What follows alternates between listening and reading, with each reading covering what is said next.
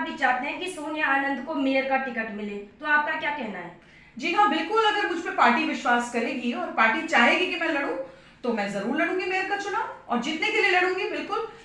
मैं बचपन से इस देहरादून में, क्या इस पूरे उत्तराखंड में घूमी हूँ। देहरादून का चप्पा चप्पा मुझसे छिपा नहीं है। और नमस्कार, मैं हिमा चौहान मानव चेतना न्यूज से, और अभी हम झारखंड में पहुंच चुके हैं।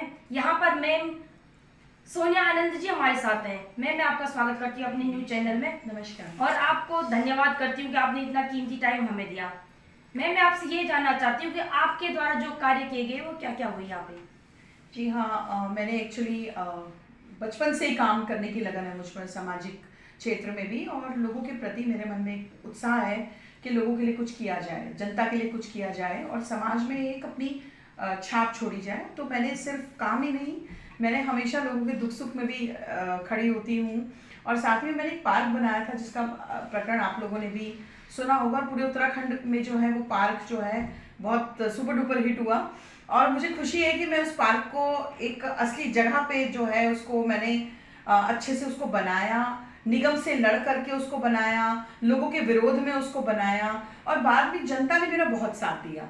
और वो पार्क जो है वो, नहीं तो जमीन जो है आजकल जिस तरह से आप निगम के कारनामे देख ही रहे हैं कि इतनी जमीनों की जो खरीद फरोख्त की जा रही है, मैंने उसको खरीदने से और बेचने से भी बचा दिया। तो मुझे बहुत बड़ी खुशी है कि मैंने एक जो सरकारी ज़मीन थी उसको बचा करके अपने बच्चों के लिए, जनता के लिए, अपने बुजुर्गों के लिए जो है एक पार्क बनाया। उस पार्क का नाम है गौतम बुद्ध पार्क। और मैं बहुत खुश हूँ कि इतना विरोध होने के बाद भी, है ना, मुझ पर इतनी जांचें बिठाने के बाद भी मुझे गुस्सा आया और मैं लड़ी भी उस पार्क के लिए कि मुझे अगर जनता के लिए कुछ करना है तो करना है, और उस पार्क को मैंने बनाया। और वो पार्क है राजेश्वर नगर में।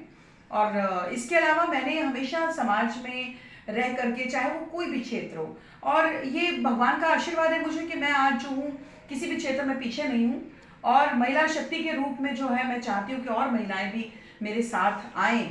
और जिस तरह से बहुत सारी महिला शक्ति मेरे साथ है, और महिलाओं की ताकत जो है वो सिर्फ कह देने से नहीं होती कि हम महिलाओं को जो है आधी आबादी का हिस्सेदार हैं, बिल्कुल नहीं होती है। महिलाओं को सशक्त बनना होगा और महिलाओं को लड़ना होगा समाज में अपने सम्मान के लिए, अपने स्वाभिमान के लिए। और ये लड़ाई अभी बहुत लंबी है, तो मेरे से शुरू हुई है, और भी पहले लोग लड़ते चले गए। हमारी तीनू रौतेली जी बहुत बड़े बड़े नाम हैं जिनको मैं बहुत अपनी प्रेरणा मानती हूँ।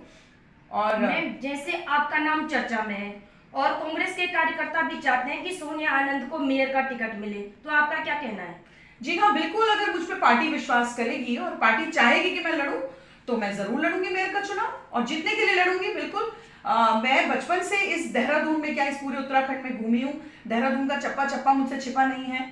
और मैं इस यहाँ के बच्चों को, बुजुर्गों को, मुझे पता है कि मुझे लोग बहुत प्यार करते हैं। और अभी तक मैं राजनीति में नहीं चाहती थी, लेकिन आज मुझे अगर लोग, जनता कह रही है, अगर जनता चाहती है, जनता जनार्दन देखिए भगवान का रूप होती है, और अगर ईश्वर ने मेरी किस्मत में कुछ जनता के लिए करने के लिए लिखा होगा, तो मैं चुनाव भी लड़ूंगी और जीतूंगी। और मैं ये साबित करके दिखाऊंगी कि महिला कमजोर नहीं है, महिला बहुत कुछ कर सकती है। इस बात को मैं साबित करूंगी। मैम, अगर आप मेयर बनते हो तो पहली प्राथमिकता आप किसको दोगे? जी, पहली प्राथमिकता मैं एजुकेशन को दूंगी, क्योंकि मेयर साहब ने जो नहीं किया इतने टाइम में, एक छोटे जूनियर स्कूल का भी एक हिस्सेदारी निगम कर सकता था। दूसरी, क्लिनिक्स हमारे, आपने देखा होगा कि आज हमारे लोग जो है बेचारे क्लिनिक्स के लिए इतनी दूर दूर जाते हैं, है ना। डॉक्टर्स ने जो है अच्छे वाला जो है महंगाई कर रखी है। एक बंदा पहले 800 रुपये फीस देता है, उसके बाद वो जो है उसको दवाई खरीदनी पड़ती है। तो एक बार नॉर्मल आप जब जाते हैं तो आपको 3-4 हजार रुपए का, 5,000 रुपए का फटका लगता है। तो मैं चाहती हूँ कि जो हमारी गरीब जनता है, जो बेचारे अपने बच्चों को पढ़ाएंगे या अपनी स्वास्थ्य को देखेंगे, तो उन लोगों के लिए मैं कुछ करना चाहती हूँ। मैं चाहती हूँ स्वास्थ्य सेवाएं जो है वो भी निगम करे, और निगम को एक अच्छी जिम्मेदारी निभानी चाहिए कि गरीब जनता के लिए हर वार्ड में या हर मोहल्ले में एक छोटी क्लिनिक अरेंज करनी चाहिए, जहां पर दवाई भी मुफ्त होनी चाहिए। दवाइयों की कोई कमी नहीं है। देखिए, अगर करने वाला हो तो दवाइयां देने के लिए बहुत सारे लोग बैठे हुए हैं। तो ऐसा जिम्मा मैं समझती हूँ कि मैं इस जिम्मेदारी को जरूर निभाऊंगी। मैम, आप जनता को क्या संदेश देना चाहोगे हमारे चैनल के माध्यम से? आपके चैनल के माध्यम से मैं प्रत्येक व्यक्ति से निवेदन करूंगी कि अगर आप लोग मुझे, क्योंकि मैं किसी पार्टी से या किसी उससे नहीं चाहती हूँ कि मुझे भीख दे दो, भीख मांगने की आदत मेरी नहीं है, मैं बहुत स्वाभिमानी हूँ। लेकिन हाँ, मैं अनुरोध जरूर करूंगी जनता से कि अगर मुझे एक बार जनता ये समझती है कि मैं इस लायक हूं और मेरे कामों को अगर देखती है जनता, तो मुझे एक मौका अवश्य मिलना चाहिए। मैं भी आप जैसी महिला हूं, मैंने भी आप जैसे ही घर से निकल करके, मेरे भी 2 बच्चे हैं, परिवार है, मैंने भी आप जैसे ही घर से निकल करके अपना समय जो है वो समाज को दिया है और देती रहूंगी। और एक जिम्मेदारी जो मैंने उठाई है कि अपना ये जीवन मैंने समर्पित कर दिया है इस समाज को, तो वो मौका मुझे अगर एक बार मिलेगा तो मैं उस मौके पे खरी उतरूं, ऐसा मेरा सोचना है। और खरा उतारने वाली जो है वो जनता होती है। जनता भगवान के रूप में मेरे साथ है और मैं निवेदन नहीं करूंगी, मैं स्वाभिमान के साथ कहूंगी कि आपकी बेटी आपके बीच में है और अपनी बेटी को आप अपना आशीर्वाद दीजिए। धन्यवाद मैम, आपने इतना कीमती टाइम हमें दिया। Thank you.